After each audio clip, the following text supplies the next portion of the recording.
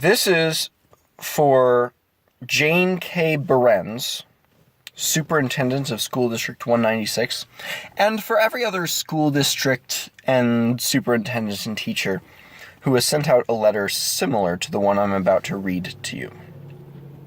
Quote, Dear District 196 families, this year's election season has caused emotions to run high in communities throughout the country, and our schools have not been immune. For learning to happen for every child, all students must feel safe at school and respected for who they are, regardless of race, gender, religion, culture, disability, or sexual orientation. Our diversity is one of the most valuable assets for our school community. Be assured that we are more committed than ever to providing your children with safe and respectful learning environments in all District 196 schools and classrooms. Disrespectful behavior of any kind will not be allowed. Kindness, respect, and tolerance towards one another are expectations in our schools, whether it be during a classroom discussion or while interacting with each other in the hallways or on social media. Please reinforce these expectations with your children at home and let them know they should feel safe and respected at school at all times. If they are ever the recipient of hurtful comments or actions at school, let them know they should tell a teacher or another adult as soon as possible. Sincerely, Jane K. Behrens, Superintendent. I find it odd that a 26-year-old former truck driver turned carpenter turned pest control guy needs to lecture teachers about the nature of bullying. But it seems bizarrely necessary. So let me tell it to you straight. If you have ever witnessed bullying happen, 9 times out of 10, the victim in the bullying situation is someone who is not necessarily physically inferior, not necessarily intellectually inferior. In fact, usually the victim is intellectually superior. What they are is socially inferior in some way. There's some savviness that the victim lacks, that the bully, who is usually popular, who is usually a jock, is usually acquaintances with many teachers as well, and on good terms with them. They know how to pull the strings in such a way and to say things to the victim that are written down on paper and taken out of context perfectly benign, but in context and with tone, clearly domineering and manipulative and just jeering. Just nasty by insinuation. You'll get a guy come up and say, "Hey, how's it going, Scott?" And, of course, that's clearly a perfectly benign thing to say. It's the sort of thing that friends say to each other. Yet, if it is a basketball star approaching the nerd who's sitting alone at a table, who is perfectly aware that he's a social outcast and doesn't need that being highlighted by the jock coming over with no intention of being friends with this guy in a serious way, but just to highlight this and to make some good sport for his friends sitting over at the next table. The jock knows the dynamic that's going on. The kid being bullied understands the dynamic going on there. But the teachers seem incapable of doing that. They seem unable to grasp the causes as to why these things happen the way they do. I think that's why school shootings always shock them so much. Oh, we never saw it happening. You never understood the nature of the bullying in these cases. You never understand. They never seem to understand the social forces at work, which is probably why they're teachers and not something more successful. I hate to make a jab at teachers like that because I wanted to be a teacher. But given the environment that they sit in, which I discovered as I moved in that direction and was disgusted by, I had to find something blue collar because everything academic stunk worse than the rats in the back of my truck. It's no wonder that you can't see these things. But now you've given us all reason to wonder if maybe you do. Because this letter that you have sent, that I have received via a relative of mine, is assistance to bullies. It is assistance to the bullies that we've been seeing nonstop throughout the election cycle.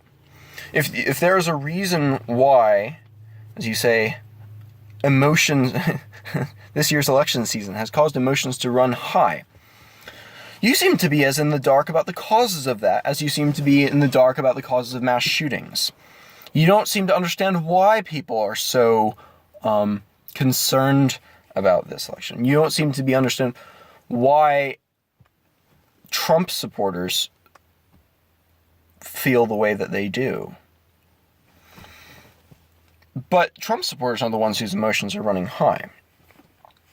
It's mostly Hillary Clinton supporters. And you wouldn't have sent this, I don't think. There's no precedent for it, whereas there is precedent for these sorts of letters going out when, I hate to be so partisan about it, but when Democrats lose. When we know that Hillary supporters were the ones committing most of the violence. Most of these hate crimes that have come out have been false flag attacks.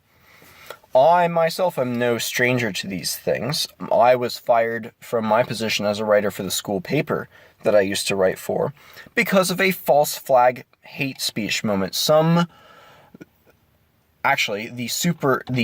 director of the LGBTQ Resource Center at the college that I attended wrote fags and homos on her own calendar at night. We know this because of the security codes used to get into the building, and the time in which they were used corresponded to her security code. Something that the security department accidentally leaked to our journalists at the Watchdog. And they tried to blame it on homophobes at the school. And that was back in 2013. They've been doing this for a very, very long time. And you are now acting, by sending out this letter, as if students are not feeling safe because of Trump supporters and Trump support. There are two things you can do to be consistent with this, because if you're not acting consistently, I don't see you've defined any words in here. Safety first. What does feeling safe mean? Diversity. What sort of diversity is the most valuable asset? Do you include political diversity and diversity of viewpoints? Because that wouldn't be up here. Because some viewpoints hold that differentiating and discriminating based on religion or culture or even race or gender are good things. So your diversity would not include those opinions. There's no internal consistency here, and if you are not internally consistent, then you are damaging the critical thinking abilities of your students in formative years. That seems like a pretty horrific crime for a teacher and an educator to commit, in my view. So there are two things that you could possibly mean by this. You could mean that any open and clear and demonstrable support, verbal or worn or spoken or written, support for Hillary Clinton as well, would make other students feel unsafe. That would correspond to the history that we've been running through in the last 6 months, as people have been chased down and beaten and strangled and had eggs thrown at them and been fired for supporting the wrong person. So that's one thing you could mean. Support for Hillary makes things unsafe. The other thing you could be saying is that any talk of politics at all would make the school unsafe, which means you could not teach politics. Now, I might be misunderstanding my history of education in the United States, but I was under the impression that Dewey and Mann instituted the modern school system in the United States, as it is today, in part to make students better citizens and better workers in our economy and more able to survive and support the republic that we live in. I don't know how you plan on doing that by avoiding politics at all. It seems rather counterproductive to me. I think you would best if you want to do your job as an educator, rescind such a letter and apologize for your own bullying and for your own incursion on the safety and rights to free expression of not just the students, but also the families of these students, who often have a difficult time or lack the courage to speak out because they know the reprisals that often await them on the other side, and to the teachers, who I know from experience suffer oftentimes even more than the students in these cases. That's my advice to you. And you feel free not to take it, but recognize that the tides are changing. Your kind, and by your kind, you people, I mean the sorts of people who act prissily as though you care about children's education, while doing seemingly everything in your power to preserve your own career at the expense of the students. It's extremely cowardly, but quite commonplace. Your kind is on the way out. Education through online media, MOOCs, education through libraries. We still have those, shockingly. Education through online textbooks and online programs and trade schools. We won't need you much longer.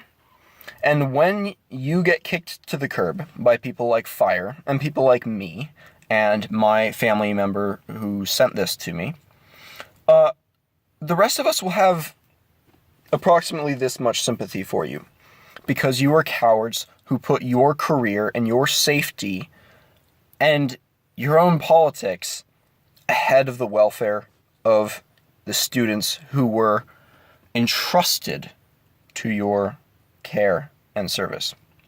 Shame on you while you continue to do this. But the one consolation for us is that whether you feel shame or not, we know you won't be doing it much longer. The only question is how dignified you want to be in the months and few years ahead. Enjoy the time you have left. Pass this on to your colleagues so that they get the word too. Thanks.